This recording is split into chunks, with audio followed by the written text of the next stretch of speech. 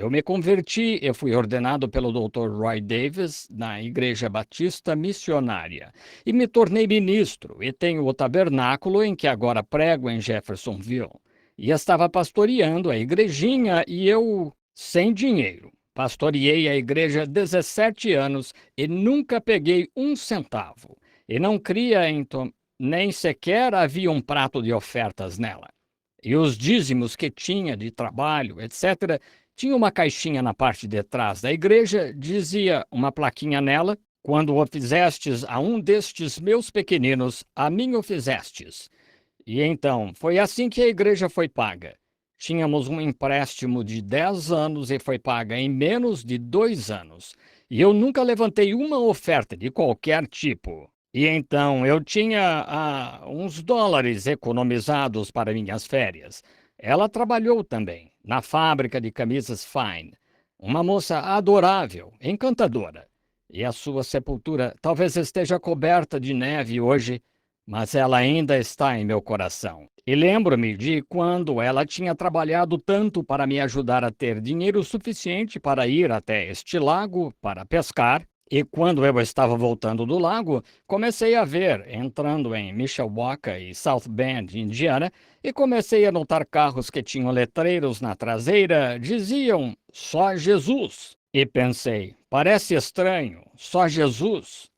E comecei a notar aqueles letreiros e estava em toda parte, de bicicletas, Fords, Cadillacs e tudo mais. Só Jesus. E acompanhei alguns deles e chegaram a uma grande igreja e descobri que eles eram pentecostais. Eu tinha ouvido falar de pentecostais, mas eram um bando de roladores santos que deitavam no chão e punham espuma pela boca, e tudo o que tinham me contado a respeito.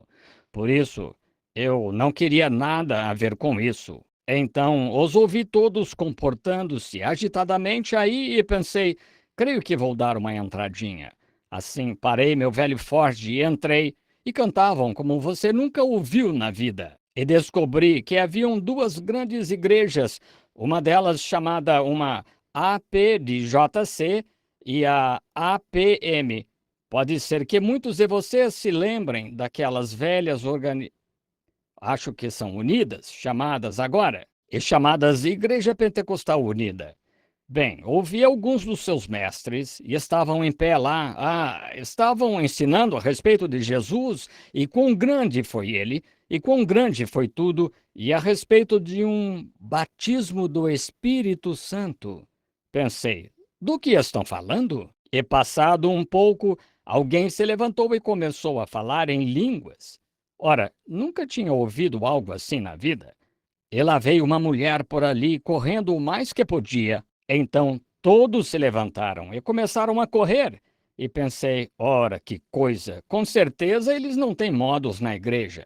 Berrando e gritando e portando-se assim, pensei, que bando! Mas, sabe, tinha algo que, quanto mais eu ficava sentado aí, mais eu gostava. Havia algo que parecia muito bom. E comecei a observá-los. E continuou. Pensei, serei paciente com eles por um pouco, porque eu estou perto da porta. Se alguma coisa começar a ser irracional, sairei correndo pela porta. Sei onde o meu carro está estacionado, pertinho da esquina. E comecei a ouvir alguns daqueles pregadores. Eram eruditos e estudantes. Ora, pensei, tudo bem. Assim, a hora do jantar chegou e disseram: venham todos jantar. Mas pensei: espere um pouco. Tenho $1,75 para voltar para casa e eu. Era todo o dinheiro que tinha para gasolina. Gastaria isso tudo para eu chegar em casa. E tinha meu velho Ford. Era um bom Ford, antigo. Não era desviado, era exatamente como este aqui fora, só que bem usado. E ele, até creio que aquele Ford chegava a 50 quilômetros por hora. Mas claro que eram 25 nesta direção e 25 nesta direção. Veja, juntando você tem 50. E assim ele, pensei, pois aquela noite pensei em sair e depois do. Eu ia ficar para o culto da noite. E, ele disse: todos os pregadores, sem levar em conta a denominação, venham à plataforma. pois havia uns 200 de nós lá em cima. Eu subi. E então ele disse: Agora, não temos tempo para todos vocês pregarem. Ele disse: Apenas passe por aqui e diga quem é e de onde é. Pois minha hora chegou, eu disse: William Branham, Batista, Jeffersonville, Indiana. Passei por aí. Eu ouvia todo o resto deles se designarem Pentecostal, Pentecostal, Pentecostal, APM, APDJC, APM, P. Eu passei por aí e pensei, pois acho que sou o patinho feio. Assim eu me sentei, esperei, e aquele dia eles tinham bons pregadores jovens aí, e tinham pregado poderosamente. E então disseram: Aquele que vai trazer a mensagem esta noite é, creio que o chamaram ancião. E os ministros deles, em vez de reverendo, era ancião. E levaram um velho de cor lá. E ele tinha um destes casacos antigos de pregador. Acho que você nunca viu um. Longa cauda de pombo na parte traseira, você sabe, com uma gola de veludo. E ele tinha só uma bordinha branca de cabelo em volta da cabeça. Coitado do velho, ele veio deste jeito. E ele ficou em pé lá e se virou. E ao passo que todos os pregadores tinham pregado sobre Jesus e o grande, quão grande ele era, etc., aquele velho tomou seu tópico de lá de Jó. Onde estavas tu quando eu fundava a terra, ou quando as estrelas da alva cantavam e os filhos de Deus rejubilavam? E o coitado do velho, pensei, por que não puseram um daqueles jovens lá em cima para pregar? Grande, o lugar estava lotado e apertado, e pensei, por que não fizeram isso? E então este velho, em vez de pregar o que estava acontecendo aqui na terra, começou a pregar o que estava acontecendo no céu todo o tempo. Pois ele começou com ele no começo, no princípio do tempo, e trouxe-o de volta na segunda vinda, pelo arco-íris horizontal. Ora, nunca tinha ouvido pregação assim na vida.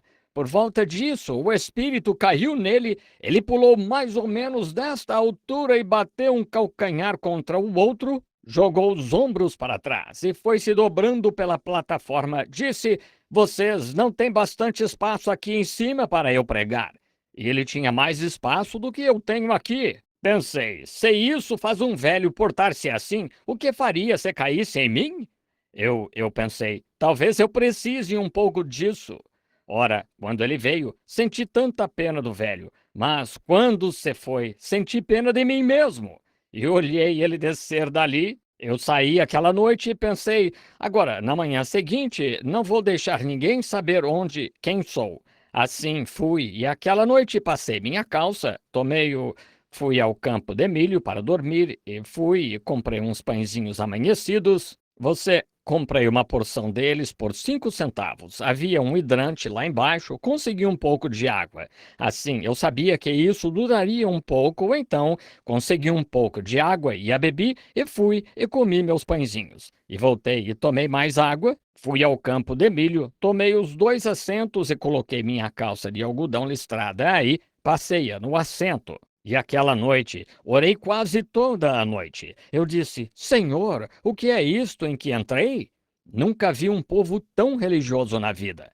E eu disse: Ajuda-me a saber o que é tudo isso. E na manhã seguinte, cheguei lá. Eles nos convidaram para o café da manhã. Claro, eu não queria ir comer com eles porque não tinha nada para pôr na oferta. E voltei. E na manhã seguinte, quando entrei, ora, comi alguns dos meus pãezinhos e me sentei. E eles tinham um microfone. E nunca tinha visto um microfone. E tinha medo disso. Assim, E ele tinha um fiozinho pendurado lá em cima e descia como um desses microfones pendurados. E ele disse: Ontem à noite, na plataforma, havia um pregador jovem aqui, um batista. Pensei: Ah, não. Vou levar uma boa agora. E ele disse: Ele era o pregador mais jovem da plataforma. Seu nome era Branham. Alguém sabe onde ele está? Diga-lhe que venha. Queremos que traga a mensagem da manhã. Oh, que coisa! Eu estava usando uma camisetinha e calça de algodão listrada, você sabe. E nós, batistas, cremos que você tem que usar terno para ir ao púlpito, sabe? Assim, eu fiquei sentado bem quieto. E durante o tempo, Eles a fizeram lá no norte, na época, porque a convenção internacional deles, as pessoas de cor não poderiam ir, se fosse no sul. Eles tinham os de cor aí e eu era do sul. Era formal ainda, veja. Achava que eu era um pouco melhor do que alguns. E aconteceu que, naquela manhã, sentado bem ao meu lado, estava um homem de cor. Assim, eu estava sentado e olhei para ele, pensei, pois ele é um irmão. E ele disse: Alguém sabe onde William Branham está? Abaixei-me no assento deste jeito. Então ele disse: Anunciou a segunda vez? Disse: Alguém aí fora? Ele puxou este pequeno microfone. Sabe onde William Branham está? Diga-lhe que o queremos na plataforma para a mensagem da manhã. Ele é um pregador batista do sul da Indiana. Fiquei sentado bem quieto, abaixado, você sabe. Ninguém me conhecia, afinal. Aquele homem de cor olhou para mim e disse: Sabe onde ele está? Pensei. Ou eu tinha que mentir ou fazer algo. Assim eu disse: Abaixe-se aqui. Ele disse: Sim, senhor. Eu disse: Quero dizer-lhe algo. Eu disse: eu sou ele. Ele disse: Pois suba lá. E eu disse: Não, não posso. Veja, eu disse: Estou usando esta calça de algodão velhinha, listrada, e esta camisetinha. Eu disse: Eu não poderia subir lá. Ele disse: Esse povo não se importa como se veste, suba lá. Eu disse: Não, não. Eu disse: Fique quieto, não diga nada agora. E voltaram ao microfone num minuto, disseram: Alguém sabe onde William Branham está? Ele disse: Aqui está! Aqui está! Aqui está! Oh, que coisa! Aí subi eu usando aquela camisetinha, sabe? E aqui eu. Ele disse: Suba, Sr. Branham. Queremos que traga a mensagem. Oh, que coisa! Na frente de todos aqueles pregadores, todo aquele povo. Eu subi de mansinho, sabe? Meu rosto vermelho e minhas orelhas queimando. Eu subi de mansinho, calça de algodão listrada e camiseta. Pregador batista, subindo ao microfone. Nunca vi um antes, veja. E em pé, lá em cima, eu disse, pois eu não sei não. Eu estava atrapalhando-me, muito nervoso, sabe? E abri mais ou menos em Lucas 16 e pensei, pois bem, agora. E eu comecei no assunto, e no inferno, ele levantou os olhos e chorou. E eu, assim, eu comecei a pregar, sabe? Eu comecei a pregar e me senti um pouco melhor.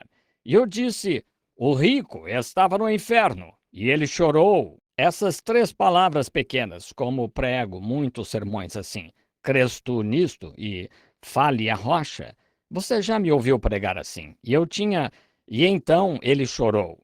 E eu disse: Não há crianças lá. Claro que não, no inferno. Então ele chorou. Eu disse: Não há flores lá. Então ele chorou. Não há Deus lá. Então ele chorou. Não há Cristo lá. Então ele chorou.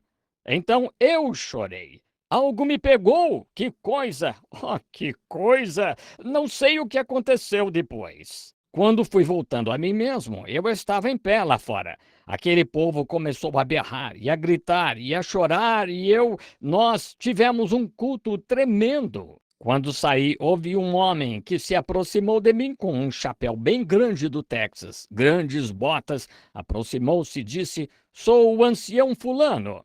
Pregador, botas de vaqueiro, roupa de vaqueiro. Pensei, pois até que minha calça de algodão listrada não está tão ruim. Disse, quero que venha ao Texas e realize um reavivamento para mim. Sim, deixe-me marcar isso, senhor.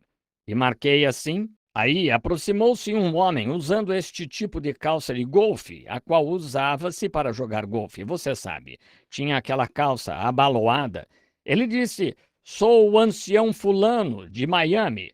Eu gostaria... Pensei, pois, talvez o vestir não seja tão importante. Olhei e pensei, tudo bem. Assim, peguei estas coisas e fui para casa. A esposa se encontrou comigo, disse, que houve que parece estar tão contente, Billy? Eu disse, oh, conheci o que há de melhor. Que coisa, é o melhor que já se viu. Aquele povo não tem vergonha da sua religião. E, eu contei tudo para ela. E eu disse: e olha aqui, meu bem, uma lista inteira de convites. Aquele povo. Ela disse: eles não são roladores santos, são? Eu disse: não sei que tipo de roladores eles são, mas eles têm algo que eu precisava. Está vendo? Eu disse: essa é uma coisa de que estou certo.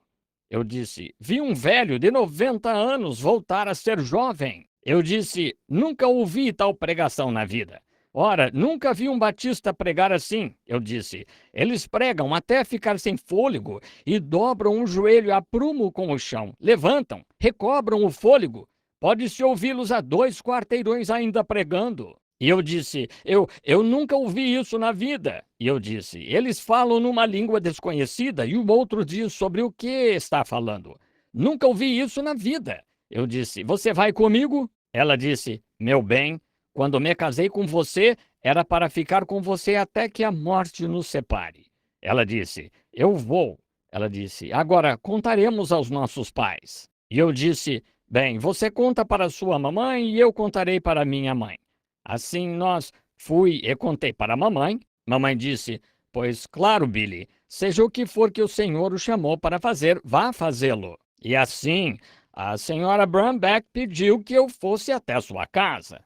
Fui.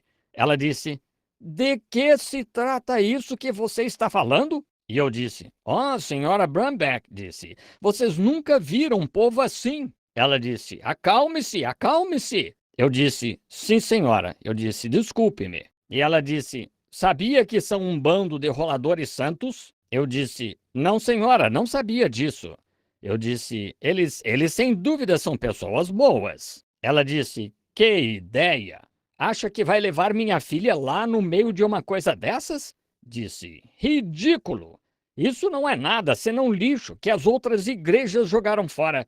Ela disse: de fato, você não vai levar minha filha para lá desse jeito. E eu disse: mas sabe, senhora Brumback, no fundo do coração sinto que o senhor quer que eu vá com esse povo. Ela disse: volte à sua igreja até que eles tenham meios de pagar uma casa pastoral para você e porte-se como um homem que tem um pouco de bom senso. Disse: você não vai levar minha filha por aí. Eu disse: sim, senhora. Eu me virei e saí, e Hope começou a chorar. Ela saiu, disse: Billy, indiferente ao que mamãe diga, ficarei com você. Deus a abençoe. E eu disse: oh, não tem problema, querida. E eu deixei passar. Ela não ia deixar sua filha ir com um povo assim, porque não era nada senão lixo. E então, como que deixei passar? Foi o pior erro que já cometi na vida. Um dos piores. Um pouco mais tarde, poucos anos depois, os filhos vieram. E um dia uma enchente veio em 1937, veio uma enchente. Eu patrulhava naquele tempo e eu estava tentando, da melhor maneira, tirar as pessoas da enchente, casas caindo, e minha própria esposa adoentou-se e estava muito, muito doente, com pneumonia. E a levaram. O hospital estava tão cheio que não podíamos pô-la aí, por isso, a levamos para o quartel, onde tinham um salão lá. E assim, então, eles me chamaram para voltar. E sempre morei perto do rio e um barqueiro muito bom. Então, eu estava tentando pegar as pessoas, salvá-las da enchente. E então, chamaram-me, disseram: há uma casa lá na rua Chestnut, está para cair. Há uma mãe e um grupo de crianças lá dentro. Disseram: você acha que seu barco, seu motor pode chegar a eles? Eu disse: bem, farei tudo o que puder. E eu, varando aquelas ondas, o dique tinha quebrado lá em cima e, oh, que coisa, inundando a cidade. E eu dava tudo o que podia nele e, finalmente, através dos becos e através dos lugares, e cheguei lá perto de onde o velho dique estava, a água correndo por ali, e ouvi alguém gritar, e vi uma mãe em pé na varanda, e havia aquelas grandes ondas passando por ali, assim, pois subi por este lado o tanto quanto pude, e peguei a corrente de água e voltei, e cheguei àquele lado. Eu tinha conseguido parar meu barco bem a tempo para amarrá-lo em volta do pilar, do poste, do esteio da porta ou esteio da varanda, E entrei correndo, e peguei a mãe e a pus ali, e 2 ou 3 das crianças, e desamarrei meu barco, e a levei de volta. Saí lá por baixo, e a levei à margem, mais ou menos 2,5 km do outro lado da cidade, até levá-la à margem. E então, quando cheguei lá, ela tinha desmaiado, e ela estava gritando, meu nenê, pois pensei que ela quis dizer que ela tinha deixado o nenê na casa. Oh, que coisa! Voltei enquanto estavam tentando cuidar dela e descobri ou ela estava querendo saber onde seu nenê estava aí. Havia um menininho de mais ou menos 3 anos e pensei que ela quis dizer um nenezinho de peito ou algo assim. Assim voltei e cheguei lá. E quando cheguei com aquele barco e entrei e não pude achar nenhum nenê, e a varanda soltou-se e a casa caiu. E corri bem depressa e agarrei o pedaço que estava flutuando meu barco, subi no barco e puxei aquilo e soltei-o, e me levou para a corrente do rio principal então. E eram mais ou menos 11h30 da noite, e caindo saraiva miúda e nevando. E agarrei no cordão de partida e tentei puxar o barco e não pegou. E tentei e não quis pegar. E tentei de novo, afastando-me naquela corrente, a cachoeira bem na minha frente. E eu estava tentando mesmo e pensei, oh, que coisa, aqui está meu fim. É agora. E eu estava tentando muito mesmo. E eu disse, Senhor, por favor, não me deixe morrer assim. E eu puxava e puxava. E voltou a mim, e aquele monte de lixo ao qual você não quis ir. Está vendo? Sim. Eu pus a mão no barco de novo e disse, Deus, tem misericórdia de mim, não me permitas deixar minha esposa e a nenê assim, e elas estão lá doentes, por favor. E eu continuava puxando assim, e não pegava. E eu podia ouvir o rugido lá embaixo, porque só uns minutos e, oh, que coisa, seria o fim. E eu disse, Senhor, se tu me perdoares, eu te prometo que farei qualquer coisa. Ajoelhei-me naquele barco lá e a saraiva miúda batendo em meu rosto. Eu disse, farei qualquer coisa que quiseres que eu faça. E puxei de novo e pegou.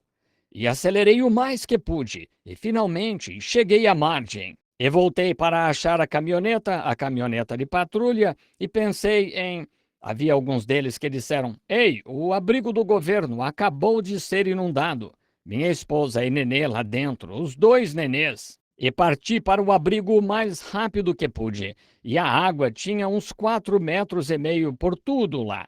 E havia um major lá, e eu disse, Major, o que aconteceu com o hospital? Disse, agora não se preocupe, o senhor tem alguém nele? E eu disse, sim, a esposa doente e 2 nenês. Ele disse, todos escaparam. Disse, estão num trem de carga e estão indo para Charlestown. Eu corri, peguei meu barco peguei meu carro e meu barco atrás dele e corri lá para. E então os riachos tinham aumentado a uns 4 ou 5 km de largura. E a noite toda tentei. Alguns disseram, o trem de carga, foi arrastado da linha férrea lá na ponte de Cavaletes, pois eu me encontrei abandonado numa pequena ilha.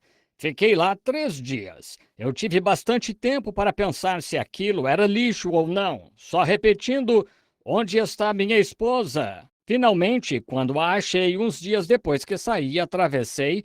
Ela estava lá em Columbus, Indiana, no Auditório Batista, onde tinham feito um tipo de hospital, quartos para os doentes em pequenas camas do governo. E corri até lá o mais que pude, tentando encontrar onde ela estava, gritando Hope, Hope, Hope.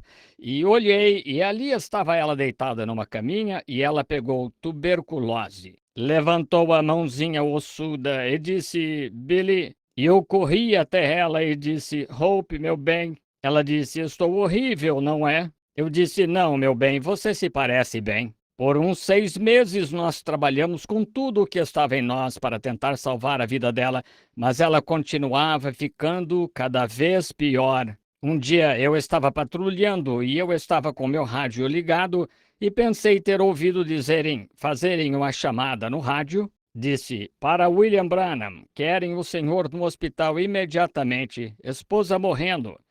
Apressei-me o quanto pude até o hospital, liguei a luz vermelha e a sirene e fui. E então eu cheguei ao hospital e parei, entrei correndo, passando pelo hospital, vi um colega com quem eu pescava, corríamos juntos quando meninos, Sam Adair. O Dr. Sam Adair é ele a quem a visão veio há pouco tempo. Ele disse sobre a clínica.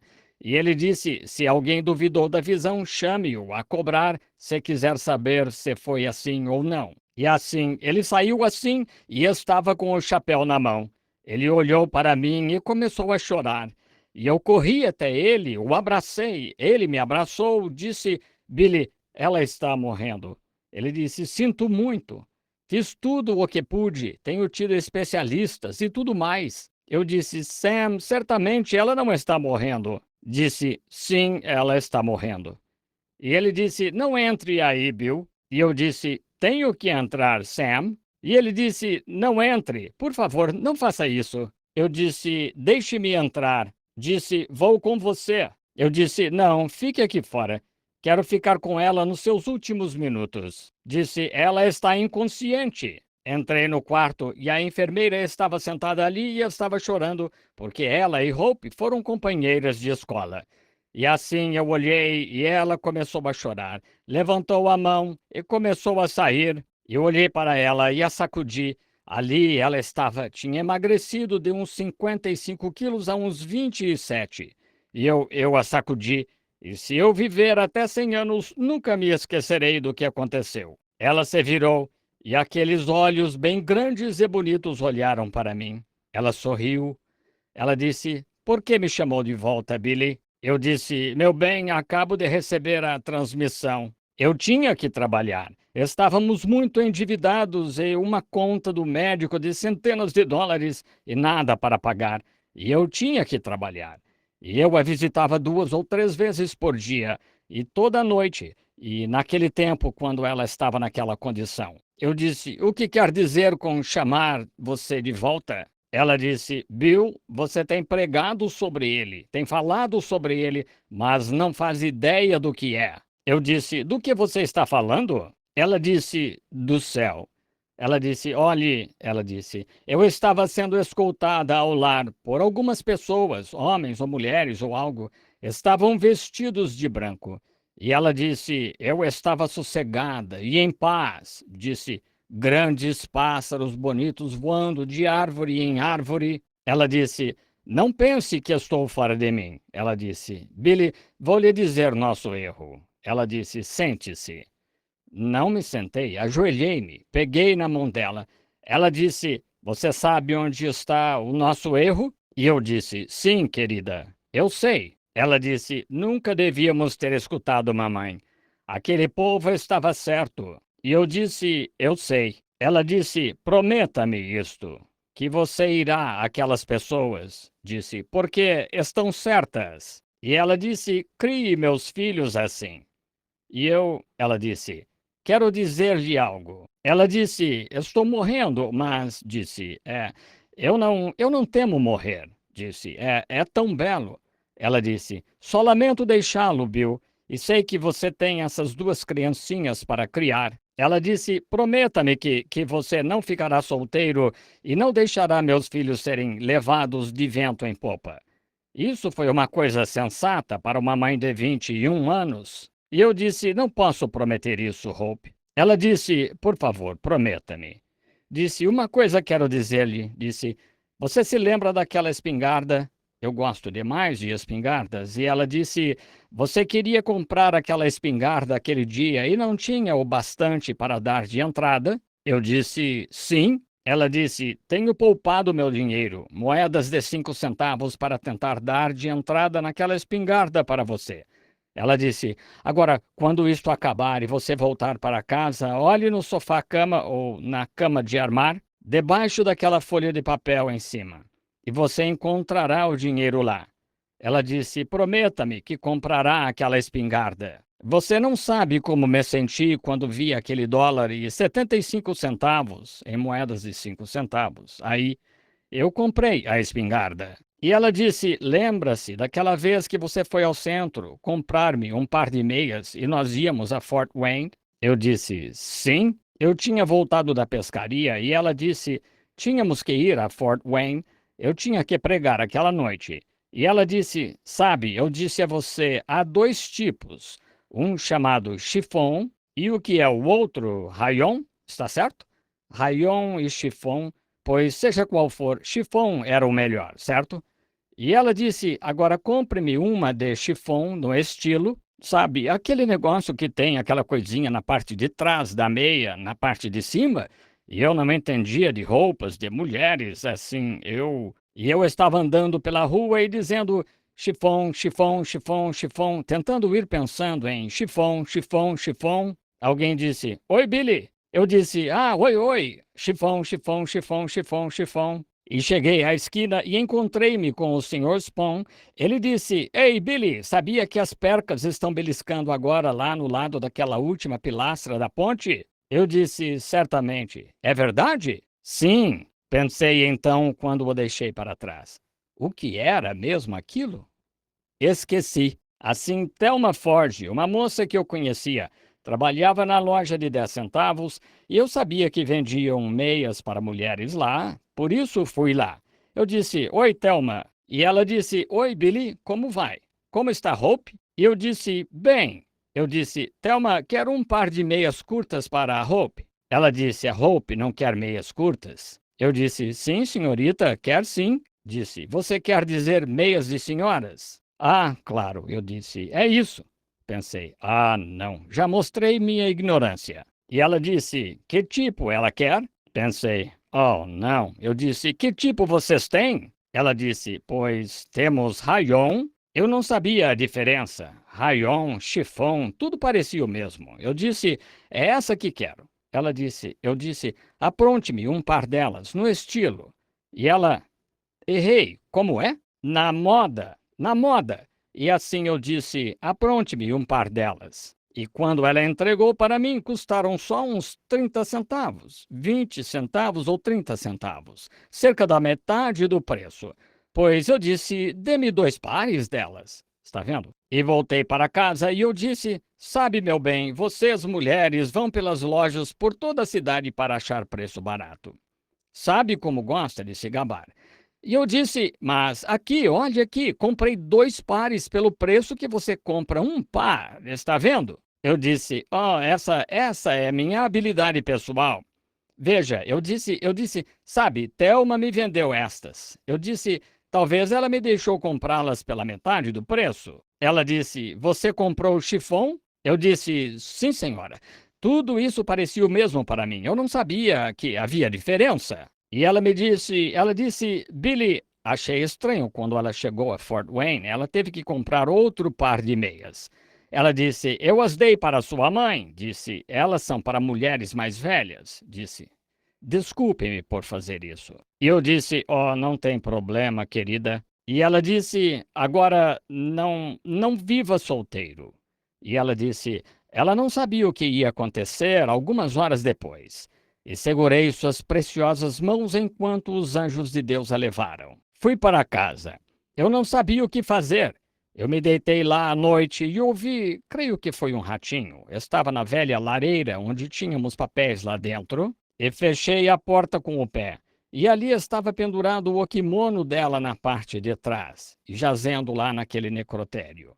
E depois de um pouco, alguém me chamou, disse, Billy? E era o irmão Frank Broy. Ele disse, seu nenê está morrendo. Eu disse, meu nenê? Disse, sim, Sharon Rose. Disse, o médico está lá agora. E disse, ela tem meningite e tuberculosa. Ela pegou mamando da mãe. E disse, ela está morrendo. Entrei no carro, fui para lá e lá estava ela, a doçura. E a levaram às pressas ao hospital. Fui vê-lo, Sam subiu e disse, Billy, não entre nesse quarto. Você tem que pensar em Billy Paul. Disse, ela está morrendo. Eu disse, doutor, eu tenho que ver meu neném. Ele disse, não, você não pode entrar. Disse, ela tem meningite, Billy, e você levaria o Billy Paul. E esperei até que ele saiu. Eu não estava aguentando vê-la morrer. E a mãe dela deitada lá na casa funerária. Vou lhe contar, o caminho do prevaricador é duro. E eu fui.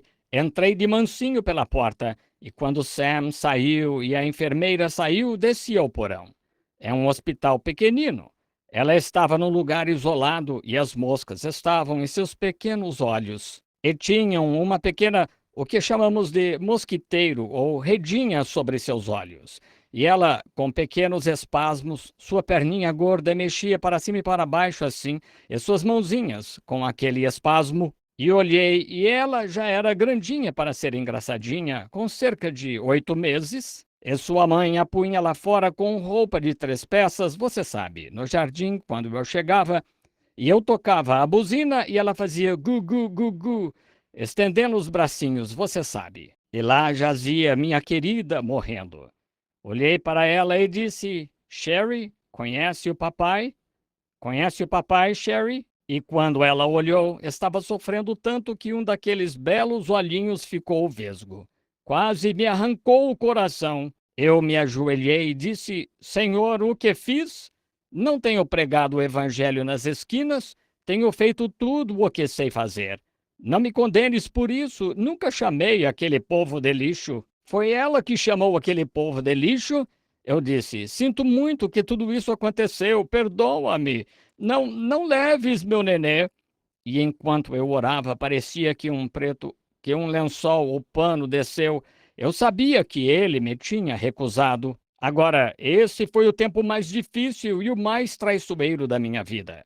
Quando me levantei e olhei para ela e pensei, Satanás pôs em minha mente, pois quer dizer que o tanto quanto você tem pregado e como você tem vivido. E agora, quando se trata do seu próprio neném, ele recusa você? E eu disse isso mesmo. Se ele não puder salvar meu neném, então não posso. Parei. Eu não sabia o que fazer. E então eu disse isto, disse, Senhor, tu a deste a mim e tu a tomaste. Bendito seja o nome do Senhor. Se tu levares a mim, ainda te amarei. E pus minha mão sobre ela, disse, Deus abençoe, querida. Papai queria criar você de todo o coração, eu queria criá-la. E criá-la para amar ao Senhor. Mas os anjos estão vindo para buscá-la, querida. Papai levará seu corpinho lá e o deitará nos braços da mamãe. Enterrarei você com ela. Algum dia, papai se encontrará com vocês. Você só espere lá em cima com mamãe. Quando a mãe dela estava morrendo, disse últimas palavras que disse. Ela disse: Bill, fique no campo. E disse: Ela disse: Eu disse: Se eu estiver no campo, quando ele vier, juntarei as crianças e nos encontraremos. Senão, serei enterrado ao seu lado. E você vá ao lado direito da grande porta, e quando vir todos entrar, fique em pé aí e comece a gritar: Bill, Bill, Bill, o mais alto que puder. Eu me encontrarei com você lá. Eu dei-lhe um beijo de despedida. Estou no campo de batalha hoje. Isso foi quase 20 anos atrás. Tenho meu encontro marcado com minha esposa. Vou me encontrar com ela. E levei o nenezinho e quando morreu, e a pus nos braços da mãe. E a levamos lá ao cemitério e fiquei lá para ouvir o irmão Smith, o pregador metodista que pregou no funeral. Das cinzas às cinzas e do pó ao pó. E pensei, do coração ao coração. Lá se foi ela. Não muito tempo depois, levei Billy Paul lá uma manhã. Ele era ainda pequenininho. É por isso que ele é apegado a mim e eu a ele. Eu tinha que ser não só papai, mas também mamãe, os dois, para ele. Eu pegava a mamadeirinha dele, não tínhamos meios para fazer fogo de noite para manter seu leite aquecido, e eu a colocava debaixo de minhas costas assim e a mantinha aquecida com o calor do corpo. Nós nos apegamos como companheirões. E um dia destes, quando eu sair do campo, quero entregar-lhe a palavra e dizer: vai, Billy, fique com ela. Algumas pessoas se perguntam por que sempre o tenho comigo. Não posso ficar sem ele. Ele está até casado, mas ainda me lembro que ela disse: fique com ele. E somos apegados como companheirões. Eu me lembro de andar pela cidade com uma mamadeira debaixo do braço. Ele começava a chorar. Uma noite estávamos andando no quintal onde quando ela estava para dar à luz a ele, ela estava sufocando e eu, moça nova, sabe? E eu andava de um lado para outro do velho carvalho no quintal e ele chorava querendo a mamãe dele. E eu não tinha mamãe para quem levá-lo. E eu o carregava, dizia: "Oh, querido." Ele disse: "Papai, onde está minha mamãe? O senhor a pôs naquela terra?" Eu disse: "Não, querido, ela está bem, ela está lá no céu." E ele disse algo ali uma tarde que quase me matou. Ele estava chorando, era tarde, ao entardecer, e eu o estava carregando nas costas desse jeito, carregando ele no ombro e dando palmadinhas desse jeito. E ele disse: "Papai, por favor, vá buscar a mamãe e traga ela aqui." E eu disse: "Meu bem, não posso buscar a mamãe." Jesus disse: "Pois diga para Jesus mandar-me minha mamãe, eu quero ela." E eu disse: "Pois, querido, eu e você vamos vê-la algum dia." E ele parou e disse: "Papai." E eu disse: "Sim." Disse: "Vi mamãe lá em cima naquela nuvem." Que coisa! Quase me matou. Pensei: que coisa! Vi mamãe lá em cima naquela nuvem. Eu quase desmaiei.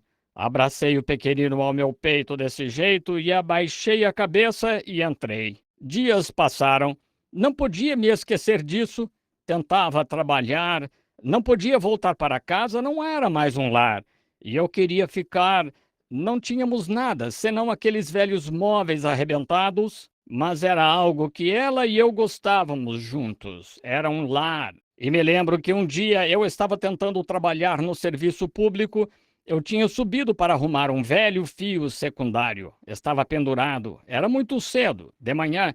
Eu subi nessa cruz e não me conformava com aquele neném. Eu podia entender a morte da minha esposa, mas a morte daquele neném tão pequenina.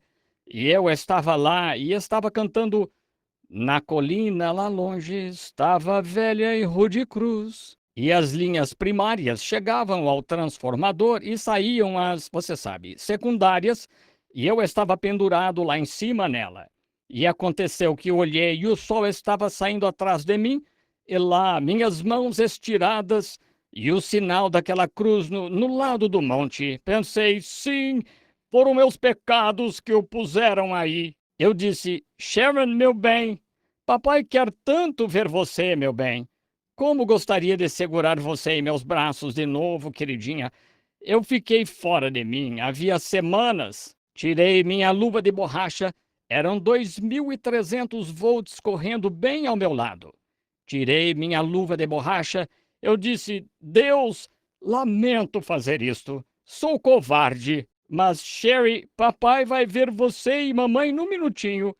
Comecei a tirar minha luva para pôr minha mão nesses 2.300.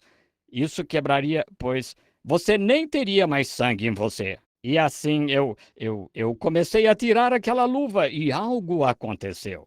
Quando voltei a mim, eu estava sentado no chão com as mãos para cima, assim, no rosto, chorando. Foi a misericórdia de Deus, ou eu não estaria tendo um culto de cura aqui, tenho certeza disso.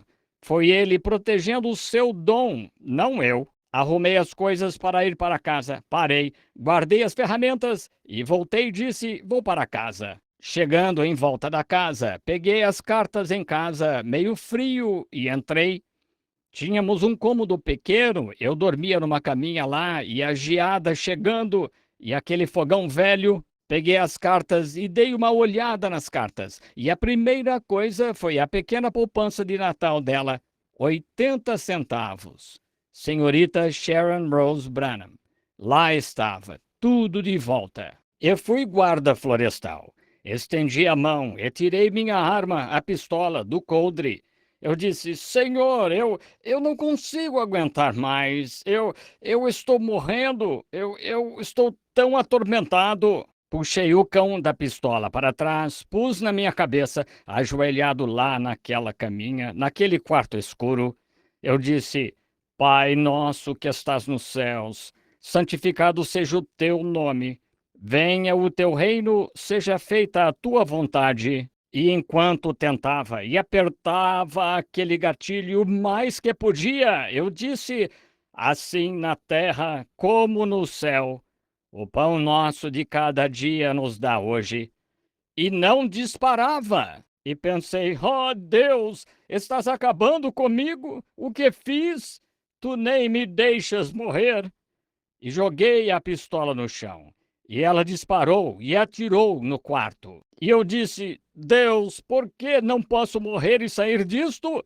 Não posso mais continuar. Tu tens que fazer algo por mim. E eu caí e comecei a chorar lá em minha pequena velha beliche suja. E devo ter dormido. Não sei se eu estava dormindo ou o que aconteceu. Sempre ansiei por estar no oeste. Eu sempre quis um daqueles chapéus. Meu pai domava cavalos em seus dias de jovem e eu sempre quis um daqueles chapéus. E o irmão Demos Shakarian me comprou um ontem. O primeiro assim que tenho, um daquele tipo de chapéu do oeste. E pensei que estava descendo pela pradaria cantando aquela canção: há uma roda quebrada na carroça, placa na fazenda, vende-se. E enquanto eu seguia, notei uma velha carroça, como um carroção de pradaria, coberto com toldo, e a roda estava quebrada. Claro, isso representava minha família destruída. E à medida que me aproximei, olhei, e de pé estava uma jovem muito bonita. Tinha uns 20 anos, cabelos bem loiros e lisos, olhos azuis, vestida de branco.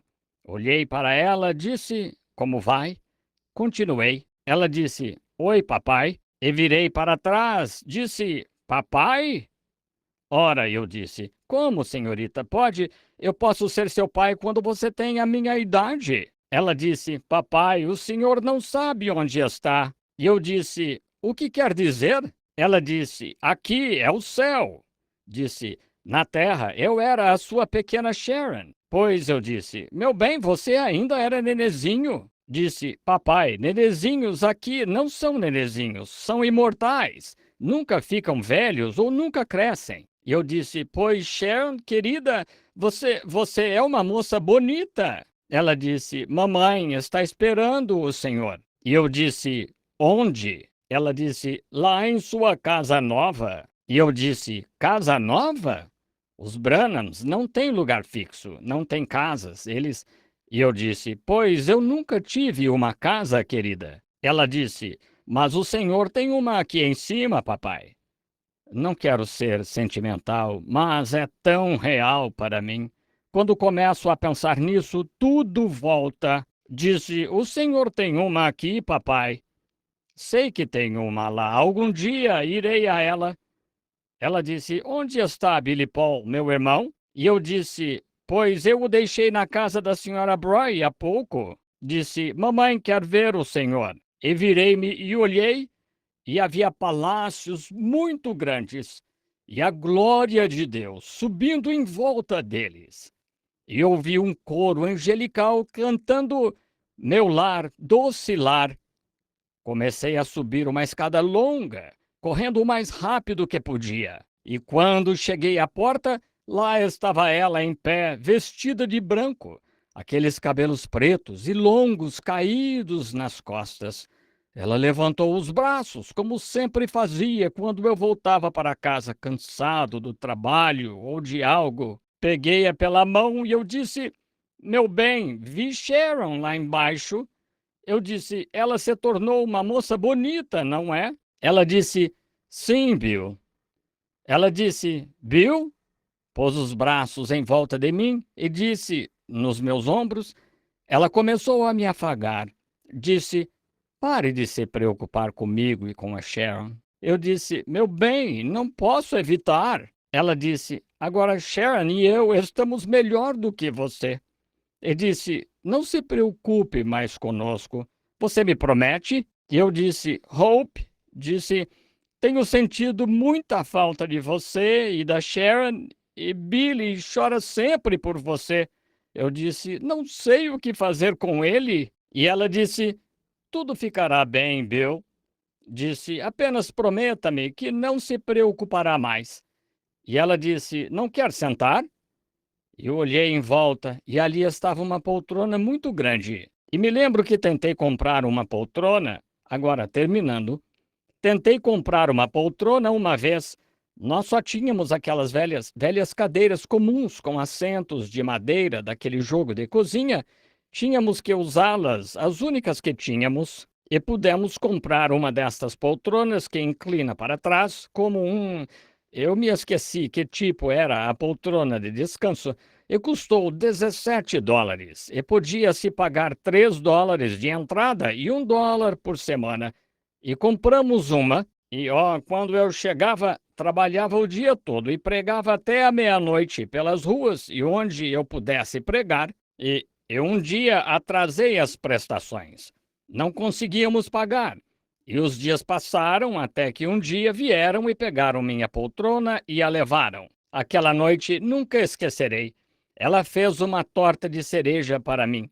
Coitadinha, ela sabia que isso me deixaria desapontado.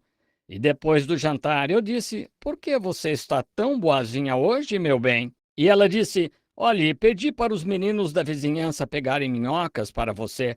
Não acha que deveríamos descer ao rio e pescar um pouco? E eu disse: Sim, mas. E ela começou a chorar.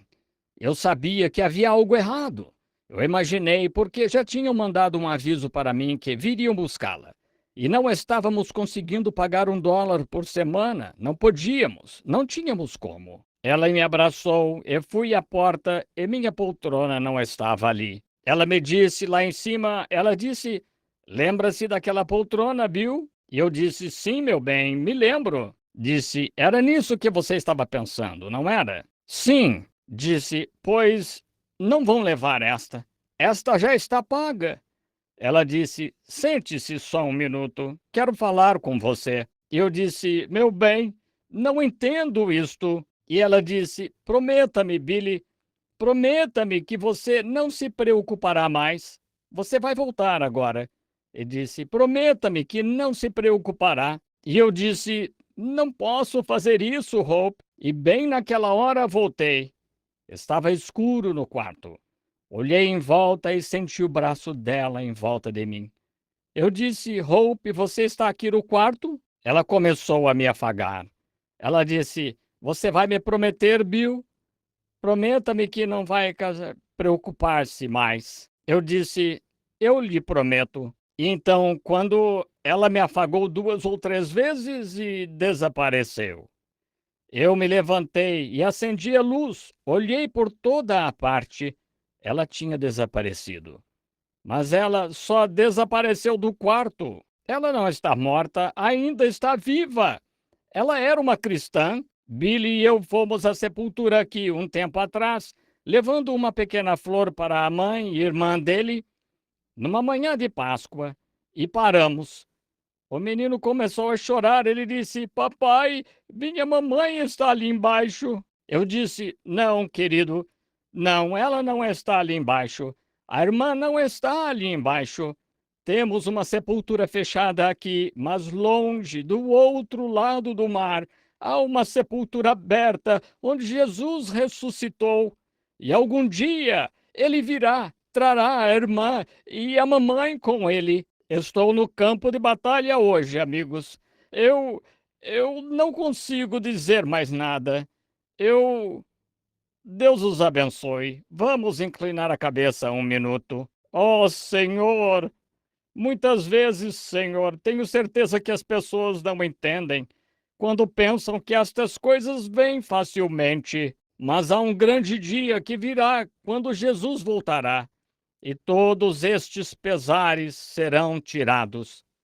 Eu rogo, Pai Celestial, que nos ajudes a estar preparados. E aquela última promessa, quando a beijei na face naquela manhã, que me encontraria com ela naquele dia, creio que ela estará em pé naquele posto, clamando o meu nome. Tenho vivido fiel àquela promessa desde aquele tempo, Senhor, em volta do mundo, em todos os tipos de lugares, tentando trazer o Evangelho. Ficando velho agora e cansado, estou desgastado. Um dia destes vou fechar esta Bíblia pela última vez. E Deus, mantém-me fiel à promessa. Mantenha tua misericórdia em volta de mim, Senhor. Permite que eu não olhe para as coisas desta vida, mas viva para as coisas que estão além. Ajuda-me a ser honesto. Eu não peço por um mar de rosas. Não, Senhor, quando meu Cristo morreu lá debaixo de sofrimento, e todo o resto deles morreram assim. Não peço nada fácil. Só deixa-me ser honesto, Senhor, verídico. Deixa o povo amar-me para que eu possa guiá-los a ti. E algum dia, quando tudo estiver acabado e nos reunirmos debaixo dos pinheiros, quero pegá-la pela mão e levá-la para mostrar ao povo do Templo Ângelus e a todos os outros. Será uma ocasião maravilhosa, então. Rogo que tuas misericórdias descansem sobre cada um de nós aqui. E aqueles que estão aqui, Senhor, talvez nem te conheçam, e talvez tenham um pequeno ente querido além do outro lado do mar, se nunca cumpriram a promessa deles, que façam agora, Senhor. Enquanto estamos de cabeça inclinada, será que neste grande, enorme auditório esta tarde, quantos de vocês diriam, irmão Branham, quero me encontrar com meus amados também? Eu tenho uns entes queridos logo do outro lado do rio. Talvez você fez a promessa que se encontraria com eles. Talvez quando você se despediu da mamãe lá na sepultura aquele dia. Talvez quando você se despediu da irmãzinha ou do papai ou de um deles na sepultura. Prometeu que se encontraria com eles. E você não se preparou ainda? Você não acha que agora é uma boa hora para fazer isso? Perdoe-me por chorar, mas, oh, que coisa! Você não compreende, amigo. Você não sabe que sacrifício. Esta é uma parte pequenina da história da minha vida. Quantos de vocês gostariam de levantar-se agora e vir até aqui para a oração, dizer: quero me encontrar com meus amados? Levante-se da audiência e desça até aqui. Quer vir? Se alguém não fez essa preparação ainda. Deus o abençoe, Senhor. Vejo um velho de cor vindo, outros vindo. Mova-se, você na galeria aí em cima, saia ao corredor. Ou levante-se, você que quer ser lembrado numa palavra de oração agora mesmo. Isso mesmo, levante-se mesmo. Isso é bom. Levante-se em toda parte. Você que diria: tenho um pai lá, tenho uma mãe ou um amado lá. Quero ir vê-los, quero me encontrar com eles em paz. Quer se levantar?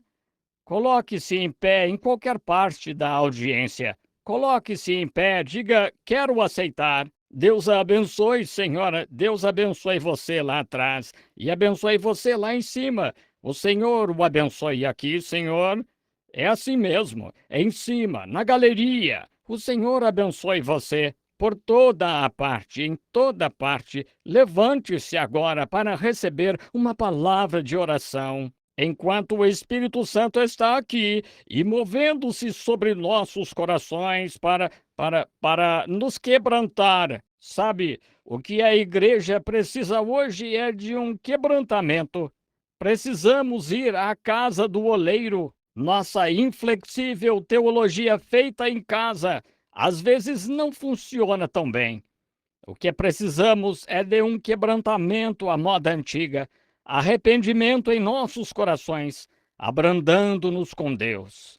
Esses são todos os que agora estão prontos a se levantar. Inclinemos a cabeça então para a oração. Ó Senhor, que ressuscitou Jesus para os dos mortos, para justificar a todos nós pela fé, crendo. Rogo, Senhor, que estes que estão em pé agora para te aceitar, rogo que para eles seja o perdão. E, ó Senhor, rogo que te aceitem como Salvador e Rei e quem os ama. E talvez tenham uma mãe, ou um pai, ou alguém logo do outro lado do mar. Há uma coisa que é certa: eles têm um Salvador, que sejam perdoados de seus pecados e toda sua iniquidade apagada. que suas almas sejam lavadas no sangue do Cordeiro e que vivam em paz de hoje em diante. E um dia glorioso, quando tudo estiver acabado, que nós nos reunamos em tua casa e estejamos lá como famílias inteiras para nos encontrarmos com nossos amados que estão esperando do outro lado. Isto nós os entregamos a ti, pelo que tu conservarás em paz aquele cuja mente está firme nele.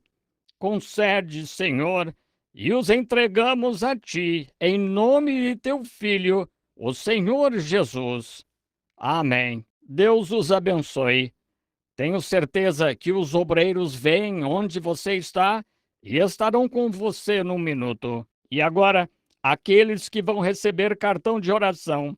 Billy, onde estão Jean e Leo? Estão na parte de trás? Eles estão aqui para entregar os cartões de oração dentro em pouco. O irmão despedirá a audiência em oração e os cartões de oração serão entregues. Estaremos de volta aqui em breve para orar pelos enfermos. Muito bem, irmão.